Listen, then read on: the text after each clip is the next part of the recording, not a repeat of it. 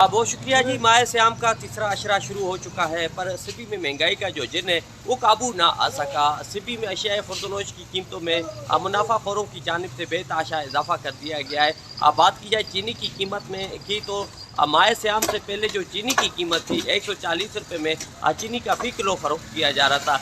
अब जो चीनी की कीमत है वो 176 से 175 रुपये में फ़रोख्त होने लगी। इस हवाले से मेरे साथ यहाँ पर चंद शहरी भी मौजूद है, इनसे जानने की कोशिश करते हैं वो क्या कहते हैं। क्या कहेंगे आप? जैसा कि आप फरमा रहे हैं कि चीनी की माह रमज़ान से पहले 140 रुपये कीमत थी, अभी खुर्दनोश की वजह से महंगा फ़रोश उन्होंने 170 रुपये किलो कर दिया है। डीसी और कमिश्नर साहब ने सस्ता बाज़ार का नाम तो दिया है, वहाँ पर सिर्फ रेडी फ्रूट वगैरह के अलावा और कोई चीज़ सस्ती नहीं है। चीनी का नामो निशान ही नहीं है वहाँ पर।